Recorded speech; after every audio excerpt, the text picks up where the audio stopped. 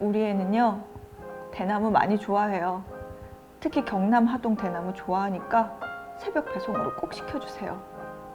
호박은 절대 가까이 두지 마세요. 많이 무서워하거든요. 누가요? 바오야, 푸바오, 가지마! 안녕하세요. 어혜진의 머니쇼 어머니 어혜진 소장입니다. 요즘 저는 국내 한 동물원에 살고 있는 푸바오 동영상 보는 재미에 푹 빠졌습니다. 사람처럼 대나무를 와작와작 씹어먹는 모습부터 띵구르르 구르는 모습, 그리고 높은 나뭇가지에 빨래 널려있듯 누워서 잠을 자는 모습까지 너무나 귀엽고 보는 내내 웃음을 짓게 하는데요. 사랑스러운 푸뚠뚠, 푸장꾸라는 별명을 가진 푸바오가 글쎄 내년 상반기 중 중국으로 돌아간다고 하네요. 돌아가다니? 한국에서 태어난 녀석이 어딜 돌아가? 이 세상에 있는 판다는 모두 중국이 소유권을 가지고 있기 때문인데요. 판다라는 존재가 중국을 중심으로 하는 글로벌 외교에 아주 중요한 역할을 하는 존재이자 위협을 주기도 하는 무서운 존재라는 사실. 오늘은 판다 뒤에 숨겨진 경제 이야기를 한번 풀어보겠습니다.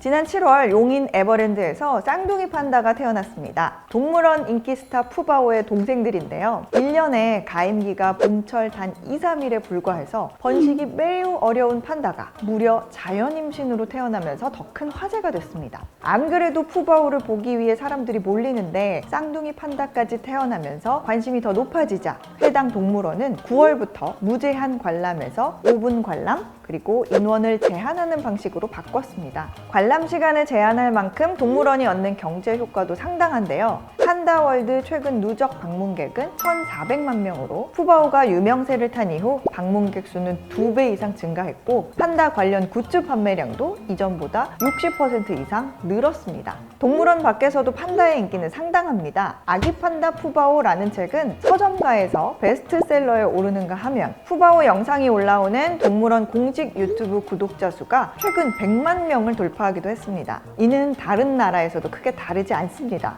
일본 우에노 동물원에서도 지난 2021년 태어난 쌍둥이 판다가 있는데요. 일본에서는 동물원 입장료부터 판다 캐릭터를 이용한 관련 기업 매출 증가까지 새끼 판다가 가져오는 경제 효과가 우리 돈으로 약 2,700억 원에 달할 것으로 추정합니다.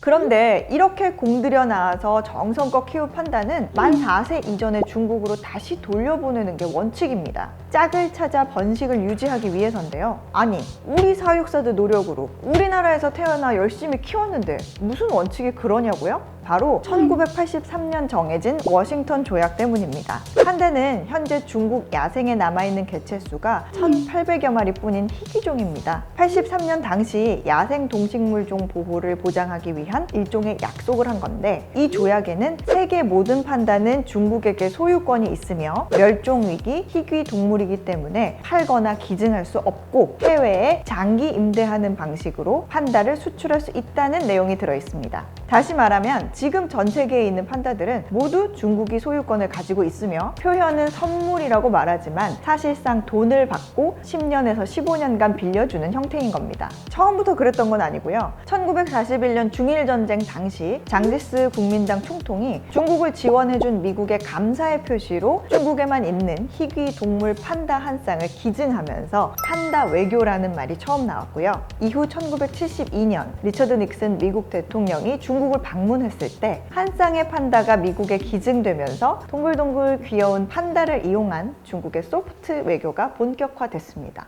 현재 장기 임대 방식으로 한국을 비롯해 미국과 영국, 독일, 일본 등 21개국에 70여 마리의 판다가 나가 있는데요. 판다를 받은 국가는 매년 판다 한 쌍당 연간 10에서 13억 원 가량을 중국에 지불하고 있습니다. 새끼를 낳으면 추가로 5억 원, 그 다음 둘째는 3억 원, 셋째부터는 없다고 합니다. 이건 또 무슨 소리냐고요? 이 돈은 판다의 생육과 연구, 중국 내에 있는 4개의 판다 보호기지 운영 등 판다 보호기금으로 쓰인다고 하는데요. 사육에 들어가는 비용까지 우리가 모두 내는데 왜 대여료까지 내야 하느냐? 우리나라에도 멸종위기 동물 많은데 왜 중국 판다의 보존 비용을 우리가 내야 하느냐? 이런 불만도 나옵니다. 그래서 대나무 공수 비용부터 매년 나가는 대여료 부담, 까다로운 사육 조건 때문에 판다를 포기하는 나라들이 최근 늘고 있습니다. 이에 더해 지난해 미국 하원에서는 미국에서 태어난 새끼 판다를 중국에 돌려주지 못하게 하는 송환 합의 폐기 법안이 제출된 바 있습니다. 중국의 선전 캠페인에 자금을 지원해서는 안 된다는 주장인 거죠.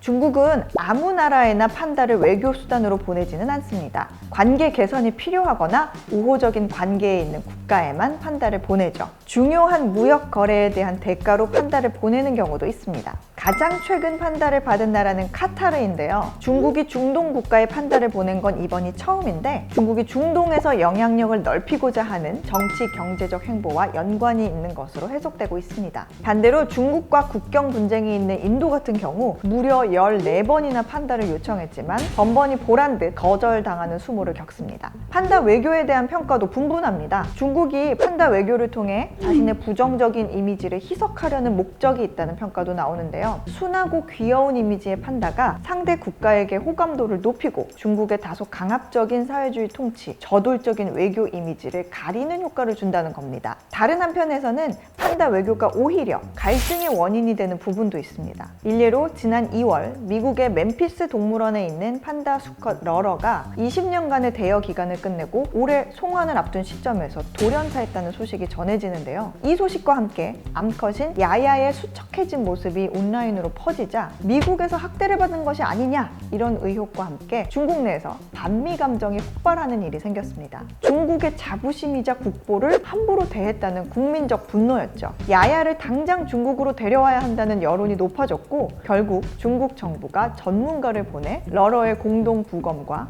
야야의 건강 상태를 확인했는데요. 하필 러러의 돌연사 시점이 중국의 정찰 풍선으로 인한 미중 갈등이 한창일 때여서 외교의 상징인 판다와 정치적 문제 사이에서 골이 깊어졌던 사건이 된 바가 있습니다. 오늘의 어머니 세 줄 요약.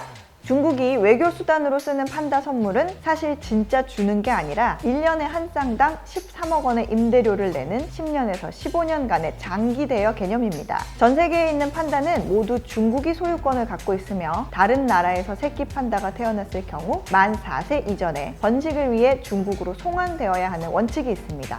판다로 인해 기대되는 경제적 효과는 동물원 방문객 급증, 판다 관련 굿즈 판매량 증가, 판다 캐릭터 관련 기업 매출 증가까지 투입 비용 대비 더 큰 것으로 추산되고 있습니다. 중국은 관계 개선이 필요하거나 우호적인 관계에 있는 국가에만 판다를 보냅니다. 자칫 판다의 건강에 문제라도 생기면 국가 갈등의 계기가 되기도 하는데요. 한편에서는 중국의 이런 판다 외교가 자국의 부정적인 이미지를 희석시키려는 목적이 있다는 평가도 나옵니다. 오늘은 판다의 이면에 숨겨진 경제적, 외교적 의미에 대해 이야기 나눠봤습니다. 마냥 귀엽고 사랑스러운 판다가 우리나라에 왔다가 다시 돌아가기까지 그런 뒷이야기가 있었다니 새삼 판다가 달리 보이시나요? 저는 다음 주에도 흥미로운 경제 이야기로 찾아오겠습니다. 다음 주에 만나요.